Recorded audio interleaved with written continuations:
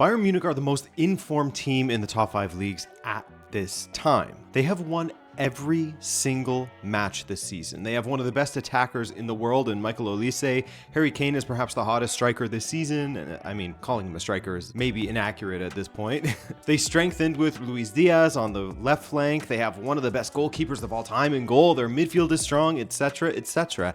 Everything is going very well for Bayern Munich so far this season under Vincent Kompany. And this after Kompany's initial days at the club were questioned. So to go into why Bayern are so good this season and the general health of their season so far, I have my friend Stefan Bienkowski of the Gegenpressing podcast, as well as having his own channel that he posts to as well. So both of those are linked below. And of course, if you aren't subscribed here, then hey, consider doing so. But diving right into this, last season, the signing of Kompany was met with very, very mixed reactions. Some held belief in him due to his time as a top player, someone who could level with the players and who would have their respect. They would also point to how well he had done at Anderlecht, as well as how well he did in his first season at Burnley. The second one, who needs to dwell on the negative, right? But that was exactly what the doubters were pointing to. How could a guy who just got his team relegated from the Premier League, who finished second from last and had just 24 points from 38 matches, now be a suitable candidate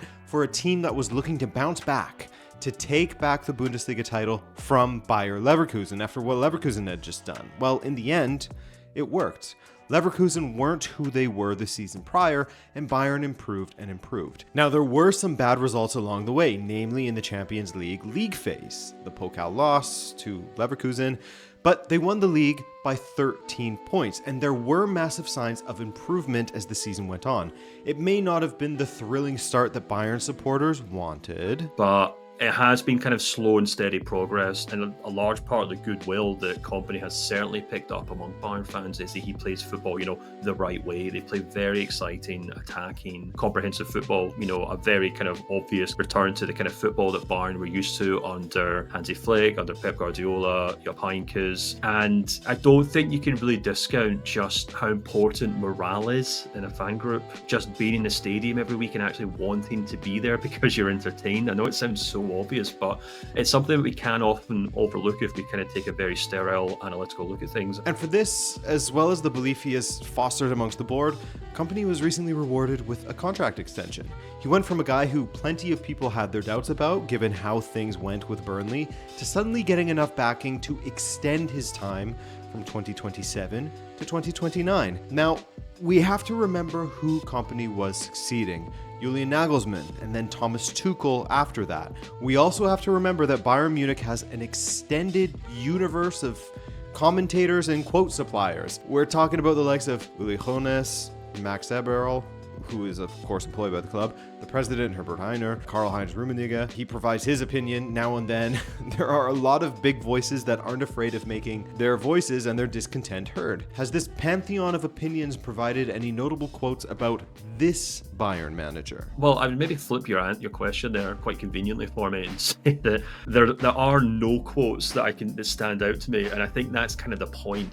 Under Julian Nagelsmann, there was a real tension because he arrived at the club. Robert Lewandowski said, "Hey, look, I've done all I can do in Germany. I'm out of here." Nagelsmann tried to change things a little too quickly, didn't quite work out, and there was this kind of creeping concern that this kind of cool young manager who knew how to do things in Hoffenheim, knew how to do things in Leipzig, but maybe wasn't quite used to the kind of big leagues in Munich. And then, of course, Thomas Tuchel came in, and anyone who's watched European football for more than 5 minutes will know the kind of personality that Thomas Tuchel is, who was very critical, very open about how this squad was not where it was supposed to be. He wasn't happy with the club's transfer policy. He wasn't happy with the squad he inherited. The pantheon of opinion, as I will continue to call them, weren't afraid to speak about their opinions on either of these guys. And this is when you had Thomas Tuchel with some prickly post-match interviews on live TV as further voices from the media said how he wasn't fit to manage Bayern, questioned his decisions, etc. But it became very clear he would not continue past the 23-24 season, and so Bayern moved on from a coach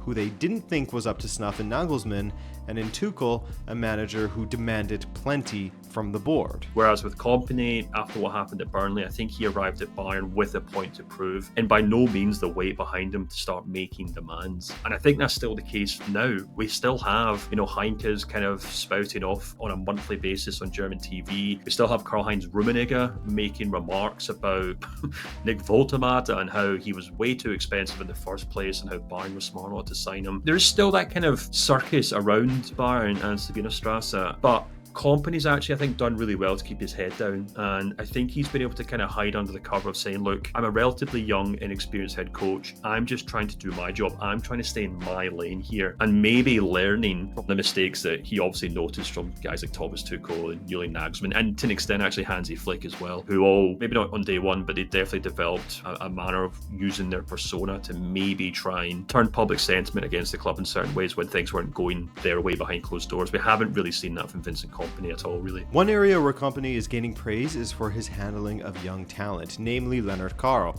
Karl was part of the first team squad a couple of times last season, but never saw the pitch until Bayern played Auckland City at the Club World Cup. Now, in general, the lack of youth involvement came up as a potential sticking point amongst supporters last season, and according to Stefan, Bayern did a review of the previous season, and that was one of the things that they wanted to address and improve upon for this current season. Wisdom Mike has also been included in his first team squads, even seeing minutes against Club Brugge and Werder Bremen. But Karl has been the star that seemingly has real staying power at just 17 years old. And I think he's probably, maybe, I'm trying to think off the top of my head, the one obvious example of a young player kind of really developing and kind of stepping into the senior team since Kompany's been at the club. And the comments that Kompany has made in recent weeks has been really interesting. You know, he said, look, I understand that the media and fans want to talk this guy up like he's, you know, strolling towards future Ballon d'Or wins, but it's his job as a head coach to keep his feet on the ground, to somewhat keep him protected from that buzz and excitement, and to kind of maybe taper his introduction to the first team. Which would be incredibly refreshing to see. It will become more and more difficult for Kompany to bench Karl with every swerving, curling strike from distance that manages to find the back of the net. But it would be prudent to do so, as we've seen what being overplayed has done to someone like Lamine Yamal and the rash of injuries that he has had recently. Or you can look closer to home, to the guy who formerly wore Lennart's number 42, as Jamal Musiala has had his fair share of hamstring, torn muscles, and tendon injuries through the years. A guy who started playing first team football at a very, very young age. So I do wonder if Kompany has watched the way that Bayern maybe overused Musiala under his predecessors and thought, I don't really have to do that with Leonard Karl. We've got Luis Diaz, we've got Mikel Olise, we've got Musiala returning the new year, and of course Harry Kane now playing this remarkable kind of number 8 or number 10 role. So I'm just going to protect him and develop him with time rather than just kind of throwing him in the deep end and seeing how he does. Hopefully that continues. Now, one of the guys that Stefan just mentioned has been quite the addition to Bayern's squad, and perhaps not a signing that many foresaw as last season came to a close, Luis Diaz. I've already made a video on Harry Kane's unbelievable start. The whole world of football knows just how good Olise is, as his Bayern and France teammates have waxed lyrical of his ability. But Luis Diaz has really helped to change Bayern's attack. An attack that lost some big names like Leroy Sané, Kingsley Coman, and Thomas Müller. And you know, in some ways, Luis Diaz is the embodiment of what Bayern supporters want from their players, what they want them to be. He works super hard, he runs through brick walls for his teams, and he's a special player because he couples that hard work with exceptional technical ability, and he's made very short work of coming to terms with the speed of the Bundesliga, which you would expect because it's obviously a very similar pace to the Premier League, albeit perhaps a little less physical, which I would imagine would suit him. He's came into a squad that desperately needed a left winger. I think what I really like about him, and perhaps something that Bayern fans are beginning to appreciate, is that he offers a degree of composure in the final third that I think Leroy Sané often lacked. He's been a huge improvement to them on that left-hand side. Not to mention the fact that if you kind of look back at the way that Bayern not only scored goals but created goals last season, it was pretty one-dimensional. Mikel Olise set up the goals, Harry Kane scored them, and I think Diaz has very quickly offered a kind of third route, if you will. So besides Luis Diaz joining amongst some other changes within the side, what else is different about Bayern Munich this year? Why are they so successful? They have won every single match that they have played. So no, they're not just unbeaten. They have beaten everyone they have come up against. Bundesliga, Champions League, and Pokal now as well. 14 matches, 14 wins, and while we have spoken about him before, when you speak about what's different from Bayern, I'd be remiss to not speak about Harry Kane and his slightly changed role. No, I'm not saying he's never dropped deep before, but this is a whole new level, to the point where his starting position has begun to change. I think we saw in the clash with Dortmund recently that he made like a last-ditch slide tackle on the edge of the box at one point, and at many points in that game he was almost playing like a number 8, never mind a number 10. So it's obviously something he enjoys doing. It's something that he's great at because his passing is exceptional as well, and it might just be the kind of natural development of his game as he gets older, because he could sit in the box and he could just kind of be this kind of number 9 who waits for service day in and day out, but I just don't think that's the type of player he wants to be. He loves getting involved in the game, and at Bayern, especially in the Bundesliga, he kind of has the space and time to do exactly that. Now, the question that remains is, how will this all play out when Musiala returns to the side? It's something that could only ever be looked at with the slightest bit of fear, like a 5 out of 100 on the fear scale. During a situation like this, Bayern are all conquering, with the absolute best being brought out of Harry Kane. At any other time, the return of an insane talent like Jamal Musiala, supporters are counting down the days, right? But now, inevitably, the big question of how will things look when Musiala returns comes to mind. It plays at the back of their minds a little bit. Of course, the likely answer is that adding a player of his quality to the pitch makes things even better in the attack. But there's also a chance that Kane's involvement goes down a little bit. And when he's in form like this, I suspect Kane will kind of go back into that number 9 position because, well, Jackson hasn't been bad by any means. I don't really rate him as a top-class striker. I wouldn't say he's a kind of goal scorer that Bayern can rely on in the long term. So I think Kane will probably go back to the number 9 position and Musiala will slot back into that number 10 role. But for the time being, it's exciting, it's fun, and it definitely shows that there's definitely more kind of strings to Kane's bow than they usually give him credit for. Now, while the attack and midfield are looking nice, a nice return to form from Kimmich can't be overlooked of late, by the way, there has to be an area of the pitch that has some Bayern supporters a bit worried. Maybe worried is too strong of a word, but when Bayern come up against the strongest of the strong, of which they are playing PSG very soon, how do they feel about the defense? Because when you look at who they have in goal, how the attack is performing, as well as the midfield, not a lot to worry about, but that defense. It's interesting that Bayern really did put a huge emphasis on replacing the attacking players that they lost in the summer, as opposed to really kind of strengthening that back line. They obviously brought in Jonathan Tah, who's done okay for the most part.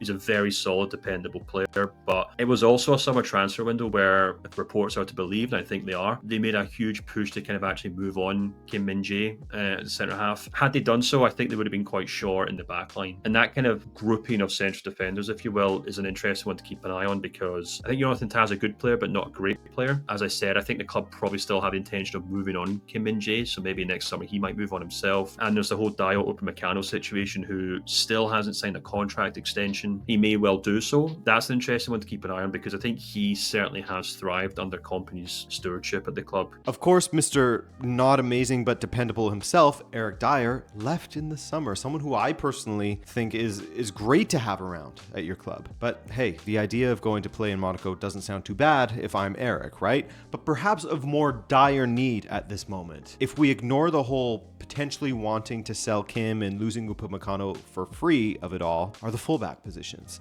Now, Alphonso Davies is due to return, but the string of injuries over the last few years will be a bit of a worry with him. I can't wait to see him return for obvious reasons, but my expectations, at least for a while, have been tempered.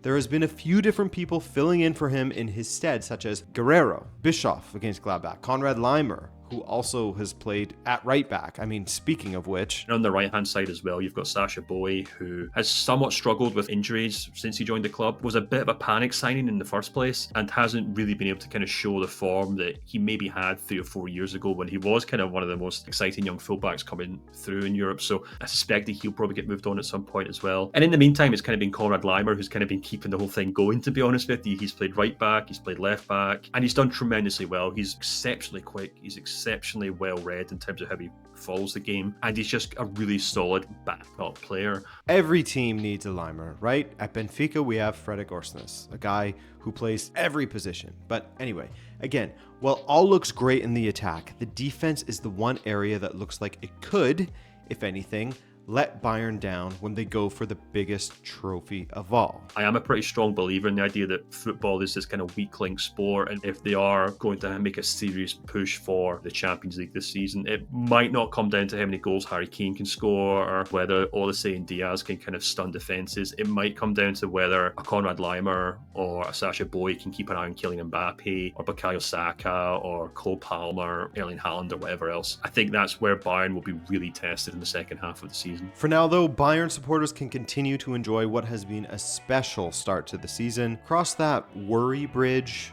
when you come to it, you know? So there you have it. A look at how Bayern have improved under Kompany and why they are currently the most terrifying team in Europe. Well, we'll see what PSG has to say about that, of course. That will be a big test, but that's for another version of Adrian to review. I thank Stefan for joining me once again, and I thank you guys for watching.